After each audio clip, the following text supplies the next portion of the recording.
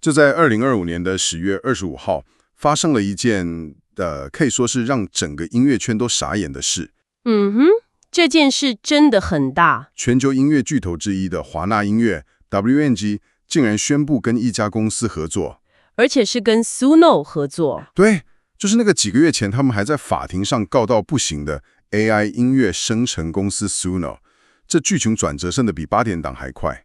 昨天还在对簿公堂，今天就握手变伙伴了。这件事的侦看力，我觉得，远远超过一则普通的商业新闻。没错，说白了，这代表整个音乐产业，特别是那些传统的版权巨头，终于，算是想通了一件事。想通了什么？就是你告不赢未来，不如干脆把未来拉来当你的队友。这是一次非常根本的策略上大转弯，可能会直接定义未来10年音乐的样貌。告不赢未来就加入它，哇，这说法很到位。所以这场从法庭打到会议室的戏剧性转变，背后到底谈了些什么？今天我们的任务就是来拆解这份协议，看看它对音乐人、唱片公司，还有最重要的对你这位，不管是戴着耳机听歌，还是在演唱会现场跳的乐迷，到底意味着什么？它真的会改变一切吗？我觉得会。好了，我们来深入拆解一下这份协议的具体内容。我最好奇的是，华纳音乐，一家靠版权保护活了100多年的公司，到底是看到了什么，才愿意跟一个被指控大规模侵权的 AI 新创公司坐下来谈？这葫芦里卖的究竟是什么药？这就是整件事最关键的地方。他们意识到，单纯的防御和诉讼，就像你想用渔网去挡住洪水一样，根本挡不住。对，根本挡不住。所以他们换了个思路，与其被动地抵抗一个无法避免的趋势，不如主动跳进去，亲手参与制定新的游戏规则。所以是选择去塑造未来，而不是对抗未来。完全正确。而他们塑造出来的这份协议，基本上，我们可以把它拆成4根核心支柱。4根支柱听起来像是盖一栋新房子的地基。那第一根是什么？第一根也是地基中最重要的一块，叫做全新的授权模型，预计2026年会正式上线。授权模型？对， Suno 公开承诺，到时候会推出一个模型，它的训练数据100%是来自完全合法授权的音乐。等等，这句话很有意思。全新的模型，那意思是他们现在这个备受争议、被告到爆的旧模型就要整个丢掉了？没错。这不就等于是变相承认以前的做法可能真的有问题？那用旧模型已经生成出来的成千上万首音乐又该怎么办？你问到点上了。没错，这在法律和公关层面上都是一个非常聪明的切割。他们等于是说，过去的争议我们翻篇了，未来我们玩一场全新的干净的游戏。那旧的音乐呢？至于那些旧模型生成的音乐，很可能会随着旧模型的淘汰而逐渐被限制使用或是下架。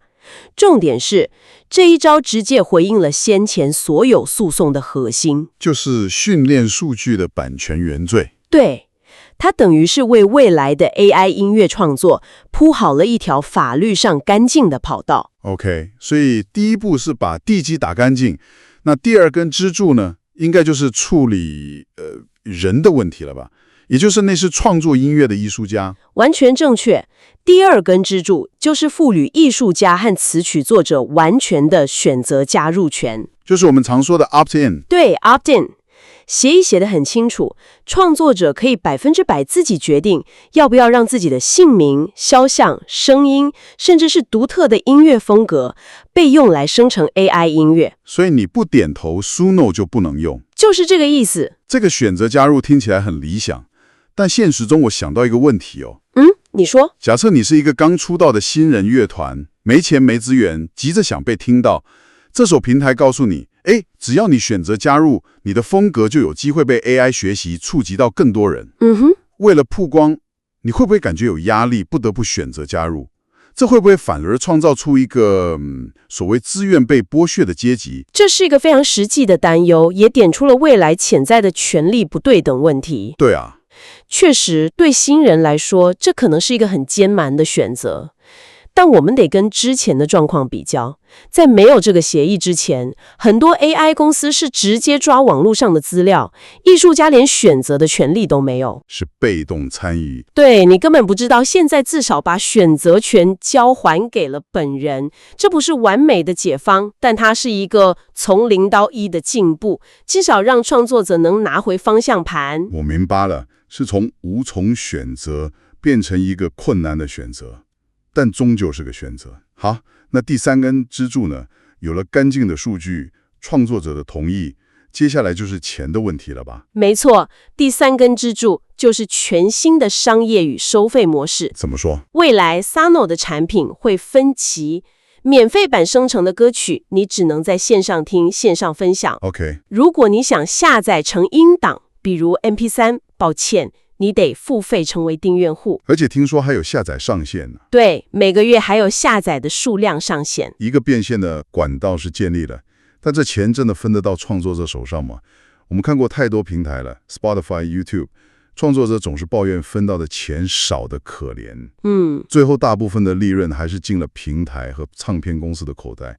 Sono 跟华纳这次的模式有什么机制可以避免重蹈覆辙？这就是授权模式的另一个重点，因为未来的模式是基于明确的授权合约，所以理论上每一次生成、每一次付费下载都能追溯到源头的版权所有者。所以分润机制会直接写在合约里。对，当然你说的没错，实际执行上分润比例是不是公平、透明度够不够，这都需要时间去检验，但至少它建立了一个可以追责、可以分配利润的框架，而不像过去那样 AI 公司赚饱了，创作者1毛钱都拿不到。正是。 OK， 前面3点我都能理解，干净的数据，创作者同意，可以赚钱的模式。但这第4根支柱我真的有点跟不上了。协议里说 Sono 要从华纳手上收购一个卖演唱会门票的平台 Songcake， 一个 AI 音乐生成工具，去买一个票务网站，这听起来完全是2回事啊。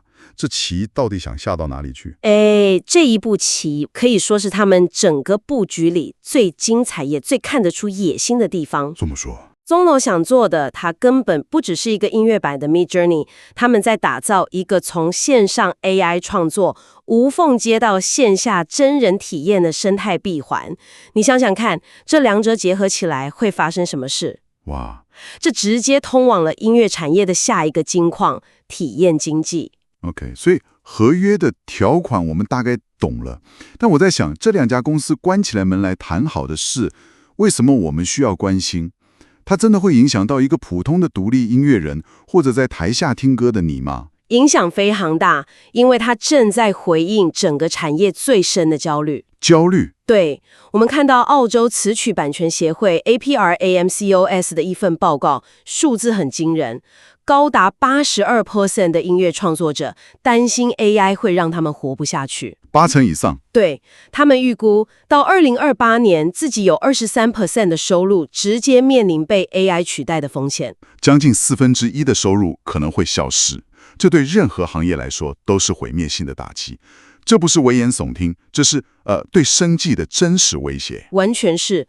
而这份协议之所以重要，是因为它首次在全球范围内由产业巨头亲自下场，试图建立一个兼顾补偿与保护的框架。所以它回应了创作者的呼声。没错，报告中提到，有97%的创作者强烈要求政策制定者必须正视 AI 与版权问题。在政府法规还没跟上的时候，他们自己先提出了一个市场化的解决方案。换句话说，这不只是一个法律上的和解，更像是一份未来音乐产业的社会契约草稿。这个比喻很好。更有趣的是，这份协议的设计几乎完美对应了全球正在形成的可信赖 AI， 也就是 Trustworthy AI 的伦理框架。怎么说？比如欧盟的 AI 法案，它最核心的几个原则就是透明度、人类监督和问责制。你看 Sono 的协议，承诺使用授权数据，这就是透明度；给予艺术家 opt-in 的权利，这就是人类监督；建立分润机制，这就是问责。所以他们等于是在没有人逼他们的情况下，自己先建立了一个符合未来法规的标准。这就好像对，就像是在有机食品法规出来之前，自己先去搞一个公平训练 （fairly trained） 的认证标章那种感觉。正是如此。现在已经有一些小型的第三方认证，像是你提到的 Fairly Trained， 但华纳与 Sono 这个合作的等级完全不同。他们不是在申请认证，对，他们是在打造一个自由的、庞大的、封闭的公平训练生态系。他们的目的不只是遵守规则，他们还想成为规则的制定者，确保自己在这个新生态系中的绝对核心地位。好了，我们把视角拉回来，忘掉那些企业策略和法律条文，这一切对你一个真真实实的听众到底意味着什么？让我们来具体描绘一下，在不久的将来，你走进小巨蛋参加一场演唱会，你的体验会变成什么样子？这将会是一场感官的革命。首先，现场演唱会的歌单将不再是固定不变的。哦，想象一下 AI 可以透过现场的收音麦克风，实时分析观众的情绪，比如欢呼声的分贝、尖叫的频率、大合唱的投入程度，然后及时对歌曲的编曲进行微调。意思是，如果 AI 侦测到全场观众特别嗨，下一段副歌的鼓点可能会自动变得更重，节奏更快。完全可能。这等于是把 DJ 的即时互动能力赋予了给了整个乐团。AI 变成了乐团最懂气氛的第六人，完全可以这么理解。甚至当吉他手在进行一段精彩的即兴 solo 时，像 RealMind 这样的 AI 系统能够及时分析他弹奏的音符和节奏，同步生成与音乐完美匹配的灯光秀和舞台视觉特效。哇，这将会是一种动态的，每一秒都在生成的表演。你参加的每一场演唱会都会因为当晚观众的独特反应而成为真正独一无二的版本。这听起来太酷了。那在声音工程方面呢？这部分普通观众可能比较无感，但它会如何改变现场？这块的技术突破可能更惊人。有一种叫即时音源分离的技术，像 Hans 的 AI 这家公司，他们能把延时做到多低多低？10毫秒。10毫秒，你能帮我翻译一下吗？那是什么概念？10毫秒是什么概念？比你眨一次眼快上20倍。基本上在你意识到发生什么事之前，声音就已经被完美拆解完毕了。哇，这就是为什么我们说可能把录音室里耗费数小时的精细后制魔法直接搬到分秒必争的演唱会现场。所以音控师可以在歌手唱出一个字的瞬间，就把他的人声跟后面的乐器声完全分开。这可以怎么用？想象一个疯狂的场景， DJ 在现场把一首歌最经典的鼓点用这个技术及时分离出来，然后他把这个鼓点挑进我们前面提到的 Sono 那个全新的授权模型里。AI 以此为基础，在几秒钟内及时生成一段全新的贝斯旋律或合成器音效，再叠加回现场的音乐里。哇，这已经不是播放预录好的音轨了，这是人类与 AI 真正在舞台上的共同即兴创作。没错，这等于是把整个乐团变成一个可以随时拆解重组的乐高积木。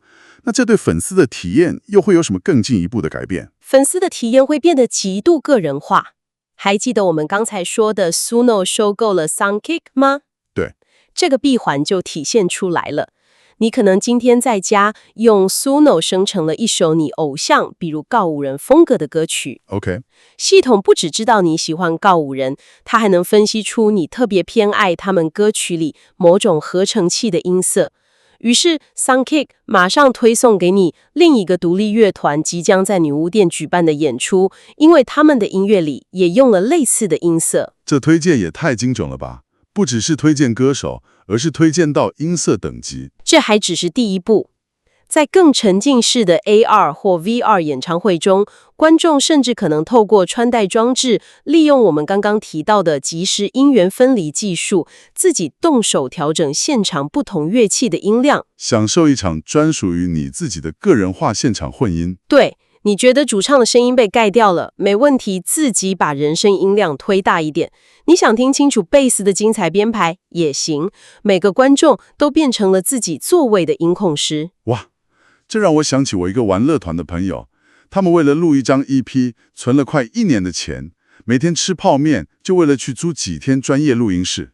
很辛苦。现在你告诉我，他们未来可能在家里花一顿晚餐的钱，就能用这个授权模型搞定大部分的编曲。这70%的成本降幅，对独立音乐人来说真的是革命。绝对是。但反过来说，这会不会让很多录音工程师失业？这又是另一个困难的选择。它绝对会冲击传统的音乐制作行业，很多基础的模式化的编曲工作可能会被 AI 取代。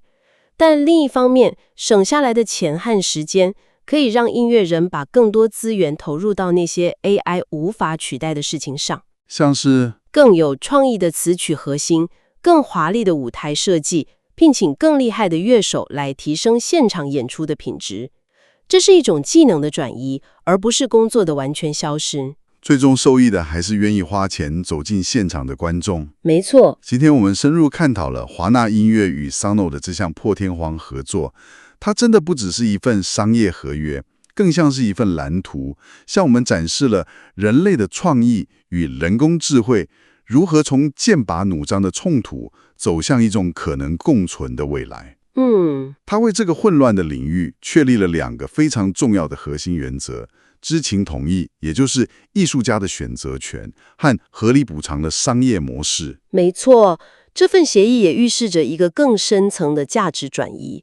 当数位音乐的内容因为 AI 的普及而变得越来越容易取得，甚至有点廉价的时候，那份独一无二、无法被复制、充满了肾上腺素与汗水的现场体验，将会成为人类艺术与商业价值的最终堡垒。而现在，这个堡垒正被 AI 技术赋予了前所未有的能量与想象力。对，我们探讨了 AI 如何改变表演者，但我想留给你一个问题思考：如果观众也成为了创作的一部分呢？这个方向非常有意思。想象一场未来的演唱会，现场的麦克风不仅仅是为了扩音，它还在收集全场数万名观众的大合唱。